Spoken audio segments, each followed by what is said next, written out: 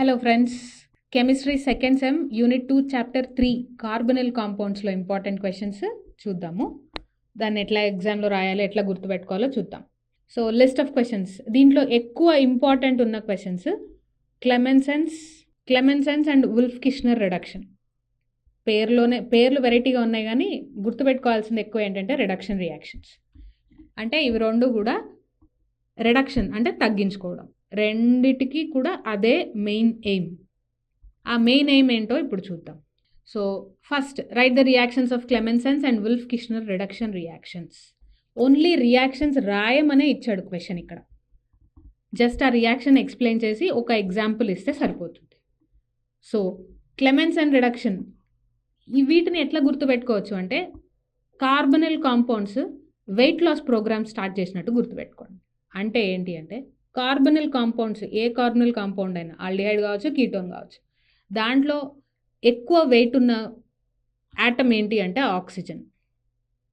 So ఈ ఆక్సిజన్ని అవి loose చేసుకుంటాయి. ఈ రెండు రిడక్షన్ రియాక్షన్స్లో క్లెమెన్సెన్స్ కానీ వుల్ఫ్ కిష్నర్ రిడక్షన్ కానీ ఆక్సిజన్ మాత్రమే వదిలేస్తాయి. సో ఆ వెయిట్ రిడక్షన్ ఉంది కాబట్టి నేను సింపుల్గా అలా వెయిట్ రిడక్షన్ ప్రోగ్రామ్ లాగా గుర్తుపెట్టుకోమని చెప్పాను. సో క్లెమెన్సెన్ రిడక్షన్ ఏమో ఎసిడిక్ కండిషన్స్లో జరుగుతుంది. సో యాసిడ్ ప్రెజెన్స్లో వెయిట్ లాస్ ప్రోగ్రామ్ అయితే, అంటే నార్మల్గా మనం డైట్ కాకుండా నార్మల్గా జిమ్కి వెళ్ళి చేసినట్టు, జస్ట్ హెచ్సిఎల్ ప్రెజెన్స్లో ఇది ఆల్కేన్ని ఫామ్ చేస్తుంది. ఒక కార్బొనిల్ కాంపౌండ్ నుంచి ఆల్కేన్ వచ్చేస్తుంది అన్నమాట. దీంట్లో main reagent zinc amalgam Zn/Hg in the presence of concentrated HCl. So acidic కండిషన్స్లో Clemmensen's reduction, weight loss programme of carbonyl compound. అంటే ఆక్సిజన్ తీసేసి ఈ రెండు బాండ్స్ కూడా ఇంకో రెండు హైడ్రోజన్స్, ఈ ఆక్సిజన్ బదులు రెండు హైడ్రోజన్స్ వేసేస్తే అయిపోతుంది, ఆల్కేన్ వచ్చేసింది.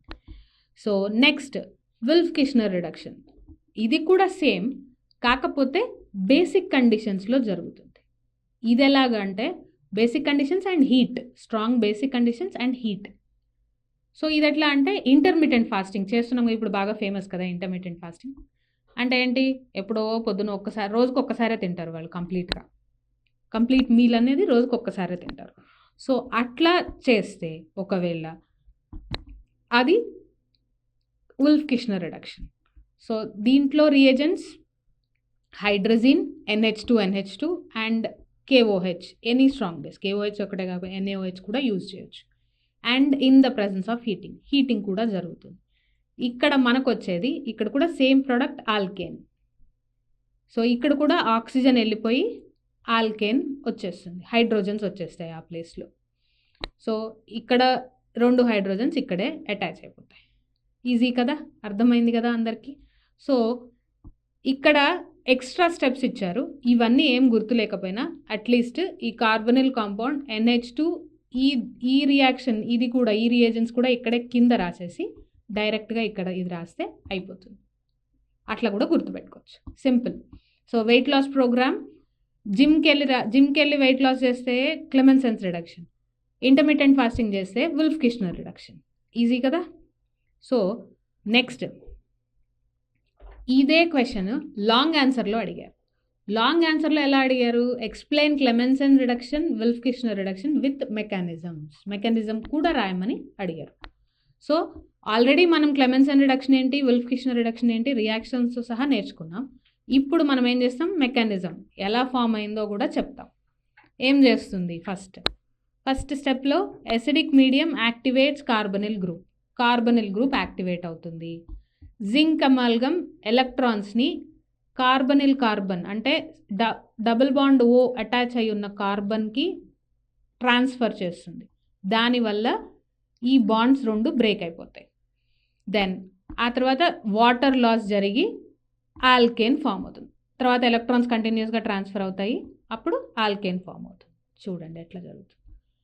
ఇక్కడ ఈ డబుల్ బాండ్ O నుంచి ఫస్ట్ యాక్టివేషన్ అన్నారు కదా, అది ఇది బాండ్ షిఫ్టింగ్. ఇప్పుడు ఇక్కడ ZnCl అటాచ్ అయ్యింది. తర్వాత ఎసిడిక్ కండిషన్స్ కాబట్టి ఒక వాటర్ మాలిక్యూల్ వెళ్ళిపోయింది. నెక్స్ట్ RCr ZnCl ప్లస్, ఇప్పుడు ఇక్కడ ప్లస్ ఛార్జ్ వచ్చేసింది. ఇప్పుడు మళ్ళీ ఈ ZnCl కూడా వెళ్ళిపోయి జింక్ ఒకటే అటాచ్ అవుతుంది. ఆ తర్వాత దీని నుంచి క్లోరైడ్ ప్రజెన్స్లో మళ్ళీ జింక్ క్లోరైడ్ వచ్చి ఇక్కడ మైనస్ ఛార్జ్ వస్తుంది. అంటే ఎందుకు ఈ మైనస్ ఛార్జ్ ఇక్కడి నుంచి వచ్చిందనమాట. ఆ మైనస్ ఛార్జ్ వచ్చిన తర్వాత ఇప్పుడు ఇక్కడ ఒక హైడ్రోజన్, దెన్ నెక్స్ట్ మళ్ళీ ZnCl వెళ్ళిపోయి ఈ H+ ఇక్కడికి వచ్చేస్తుంది. సో ఆల్కేన్ ఫామ్ అయిపోతుంది. ఈజీ కదా.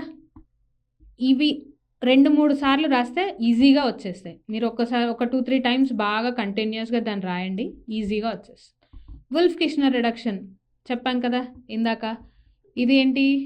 Intermittent fasting. సో ఈ intermittent fasting carbonyl compound hydrazine base ప్రజెన్స్లో హీట్ చేస్తే ఆల్కేన్ ఫామ్ అవుతుంది. That is Wolff Kishner reduction. దీని మెకానిజం చూద్దాం. First hydrazone formation. హైడ్రోజోన్ అంటే C డబల్ బాండ్ ఉంది కదా, C డబల్ బాండ్ ఉండకుండా C డబల్ బాండ్ NNH2 ఉంటే అది హైడ్రోజోన్ అంటారు. O బదులు NNH2 ఉంటే that is called hydrazone. So ఈ హైడ్రోజోన్ ఫస్ట్ ఫామ్ అయిన తర్వాత అది OH- తోటి రియాక్ట్ అయ్యి చాలా చేంజెస్ జరిగి ఆ చేంజెస్ అన్నిటి తర్వాత we will get hydrocarbon alkane వచ్చేస్తుంది. సో ఇది కూడా ప్రాక్టీస్ చేస్తే వస్తుంది. సో ఇక్కడి నుంచి ఇక్కడికి బాండ్ ట్రాన్స్ఫర్, మళ్ళీ ఈ మైనస్ ఛార్జ్ ఇక్కడికి ట్రాన్స్ఫర్ అవుతుంది. సో ఇక్కడ డబుల్ బాండ్, ఇక్కడ minus charge, double bond minus charge వచ్చేస్తుంది. దీని తర్వాత నెక్స్ట్ మనకి ఈ H2O ప్రెజెన్స్లో ఈ OH- ఇక్కడ నుంచి ఈ మైనస్ ఇక్కడికి వచ్చి హైడ్రోజన్ మీదకి వచ్చి ఈ హైడ్రోజన్ నుంచి ఇక్కడ మధ్యలో ఉన్న బాండ్ దీని మీదకి వెళ్తుంది. సో ఇప్పుడు RH ఇప్పుడు డబల్ బాండ్, ఈ double bond N double bond N form అవుతుంది. ఇప్పుడు మళ్ళీ దీని మీద ఉన్న లోన్ పేర్ దీని మీదకి వచ్చి N triple bond N convert అయిపోయి నైట్రోజన్ బయటకు వచ్చేస్తుంది. సో ఇక్కడ కార్బానియాన్ ఫామ్ అవుతుంది.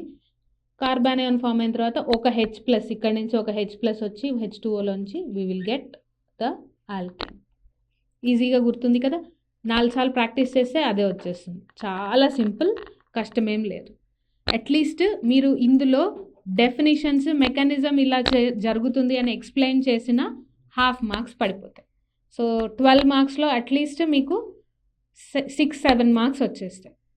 12 మార్క్స్కి 6-7 మార్క్స్ రావడం కూడా ఈజీయే కదా, మనకి సింపుల్ కదా. సో 2-3 సార్లు ప్రాక్టీస్ చేయండి, ఈ ఈక్వేషన్స్ వచ్చేస్తాయి. Thank you.